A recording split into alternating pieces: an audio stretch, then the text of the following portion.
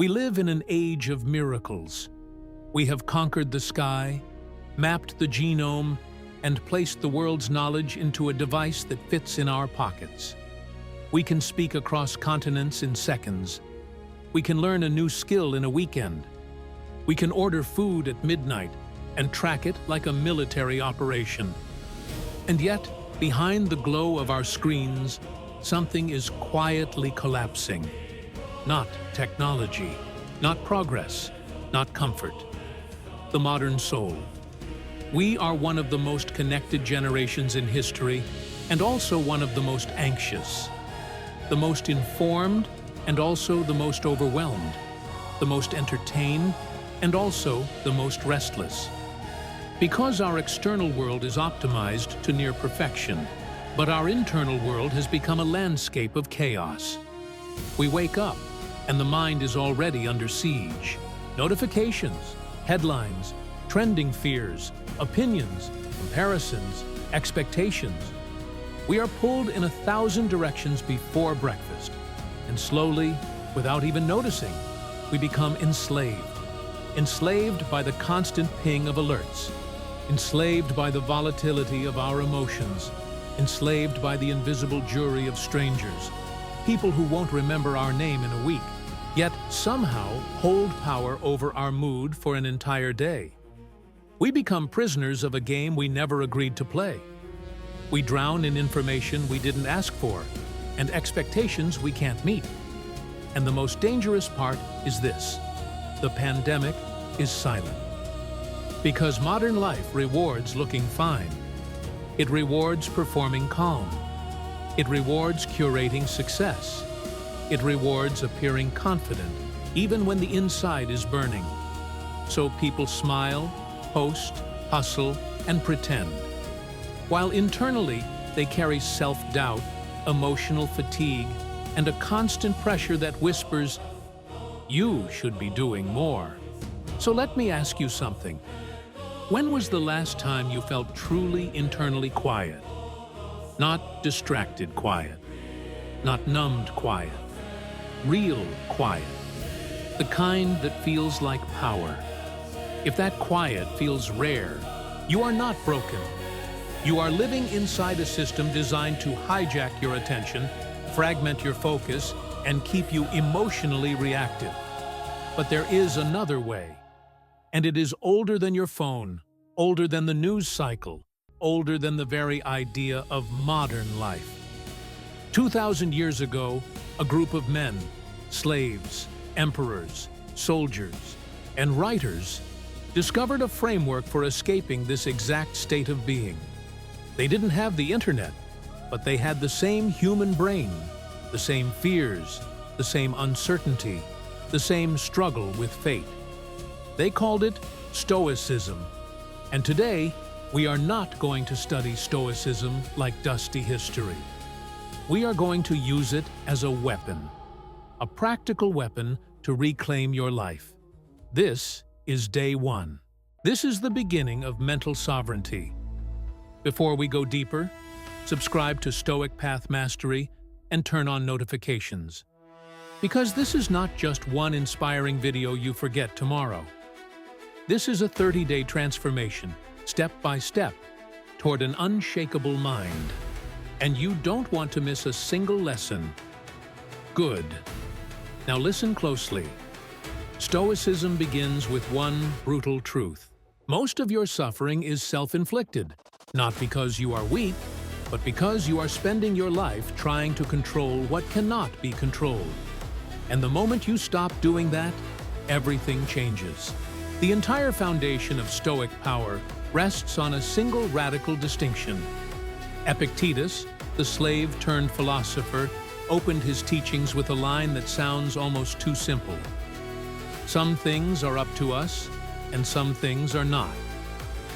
That sentence is the blade. Because almost every ounce of your suffering comes from violating that law. Think about your last 24 hours.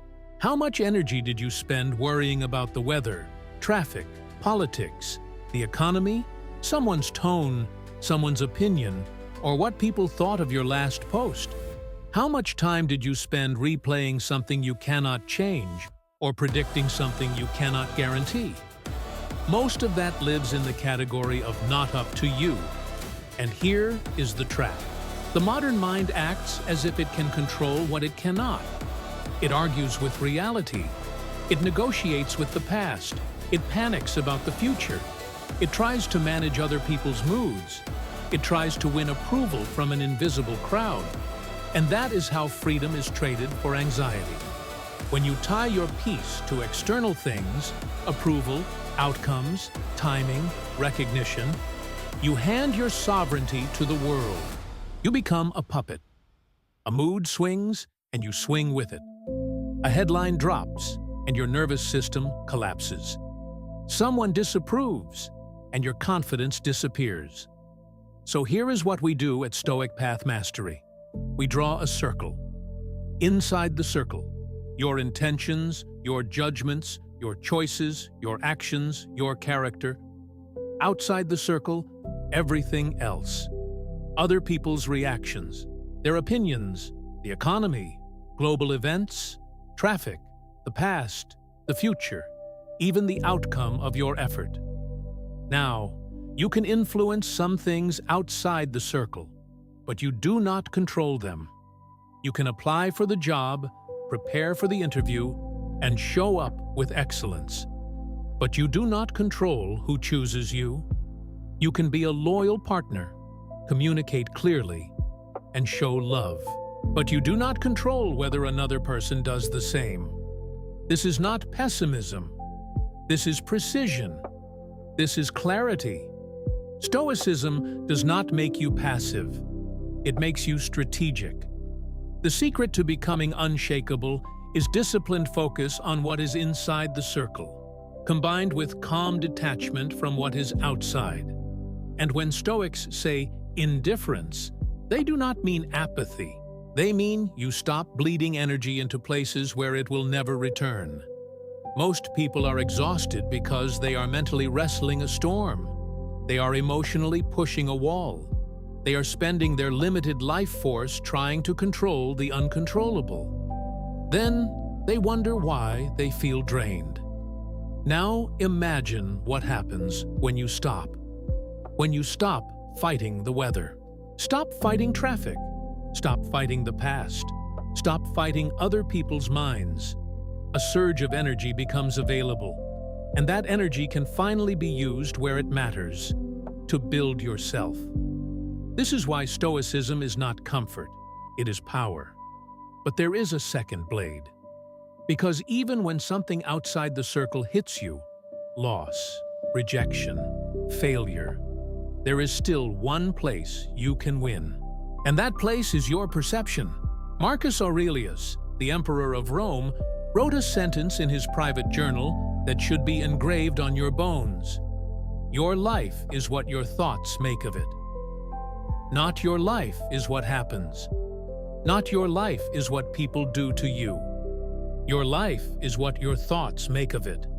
Stoicism teaches something most people resist because it is confronting. Events do not hurt you. Your judgment of events hurts you. An event in itself is neutral, a raw fact. The pain is created by the label your mind attaches. Take job loss. The event is simple. Employment ended. That is the fact. Then the mind adds, this is a disaster.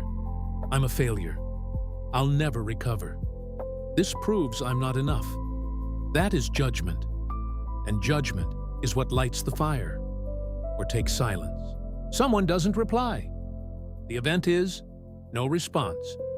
Then your mind writes a story. They don't respect me. I'm being rejected. I'm not important. Again, judgment. You suffer not because of the event, but because you believe the story your mind told you about the event. Now listen carefully. Stoicism does not teach you to deny emotions. It teaches you to intercept the process that produces unnecessary suffering. Imagine your mind as a laboratory. Every incoming event enters raw. Then you have a moment, a split second, where meaning gets assigned. Most people label automatically, bad, unfair, tragic, insulting, dangerous. The Stoic pauses, and that pause is the difference between slavery and freedom. In that pause, you regain choice. You can say, "This is difficult, but not catastrophic. This is painful, but survivable. This is inconvenient, but not fatal." You stop letting the first emotional reaction become the final verdict. This is cognitive reframing. And it is not fake positivity. It is accurate thinking. It is refusing to hand your inner world to external chaos. The world does not break most people. Their interpretation breaks them. But when you learn to master interpretation, you stop begging reality to be different. You stop arguing with storms, and you begin building a fortress inside, not to hide, but to stand. Now we finish with action. Because Stoic Path Mastery is not for passive listeners. It is a forge. Over the next 30 days, we will burn away weakness and hammer character into something unbreakable. We study Marcus, Seneca, Epictetus, not to admire them, but to emulate them. So here is your Day 1 challenge, the control audit.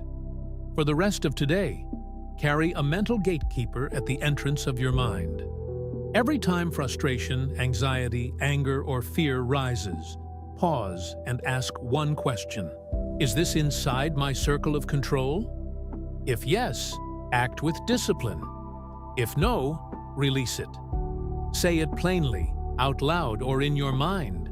This is nothing to me. Not because it does not matter in the world, but because it has no authority over your inner world. Then redirect your focus from the uncontrollable external to the controllable internal, from reaction to response, from chaos to conduct. And when you catch yourself obsessing over something outside the circle, you do not shame yourself.